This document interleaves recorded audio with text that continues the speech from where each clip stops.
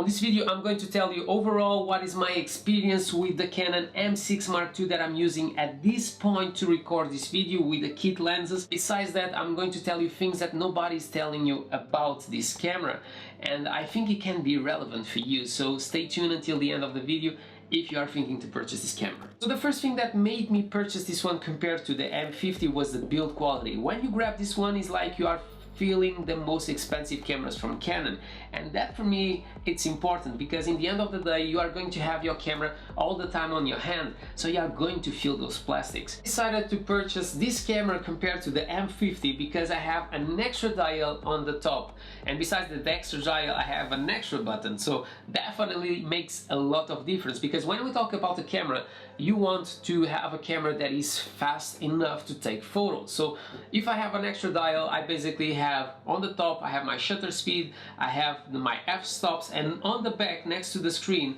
I have another dial that I change it to control my ISO. I can control obviously from the top, but like this is so much easier. So obviously when you are taking photos you don't want to miss that specific moment, and this camera can save you a lot of time. So when we talk about the sensor, you are going to find exactly the same sensor in both cameras, but when we talk about megapixels, in the M50 you have 24.1, and in this camera, in the M6 Mark II, you are going to get 32.5. so for me that is quite relevant, but that is not the main reason. The main reason why I purchased this one, and obviously I have more reason for it, but the main reason is that with this camera you don't have a crop in 4K, and that is incredible because even in much more expensive cameras you have a crop in 4K. So with this one I don't have, and this is really relevant for a big reason. Even if this room seems big, it's not. I'm touching, I'm touching, I'm touching, I'm touching. So you can see I don't have a lot of space. So if I had a crop on the image, I'll have even less space, and I have many times to do reviews of big devices like electric unicycles. So definitely that was a big reason why I purchased this camera and not the M50. So when we talk about this flip screen, and this is controversial, I prefer the one on the M6, and that is a big reason. I like the screen on the M6 more than on the M50 because I like to be pointing the camera in the direction that I'm going to film and look to the screen that is aligned with my camera. When we are using the flip screen on the M50, is going to flip to the side, so you are going to be looking to the side and pointing in another direction.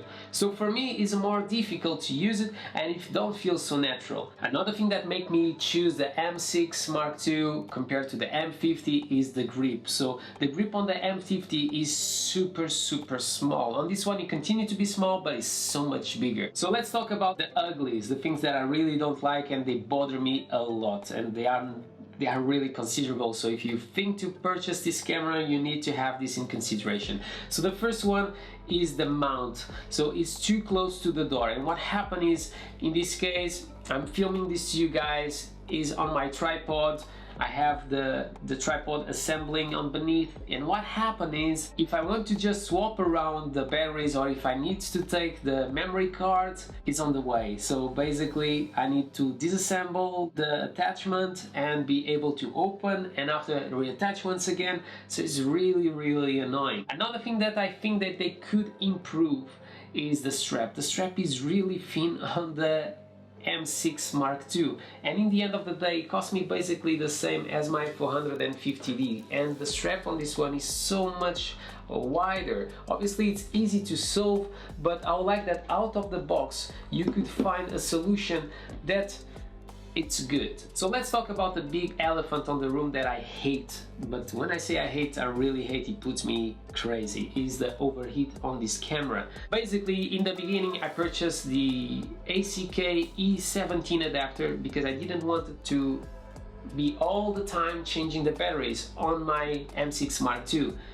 But what happened is I was having static noise and the overheat was happening in 10 minutes, not more than that. The next thing is wireless. So I love the connection of my camera with my computer. Love it, works flawlessly, but you have a big problem. So if you are filming in 4K 23.98 frames per second, you can't use the Wi-Fi. It's impossible. If you're using 180p you should be alright, but in 4K after just a bit you need to turn off your camera, go away and come back later because the camera overheats. That's really annoying. So the only way that you can avoid that is to also turn off your wireless. In the end of the day you have something that you can use, but in the end you can't use. So it's there but it's not there. I need to test a little bit more just with the camera on and not with the wireless, and start using the wireless just to organize everything here and turn off.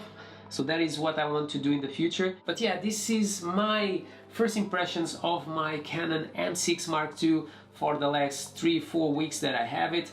My name is Marco, this is MedPack. If you enjoyed this video, don't forget to subscribe to the channel, comment below, smash the thumbs up, do whatever you want, but always with a smile on your face. And I hope to see you in the next one.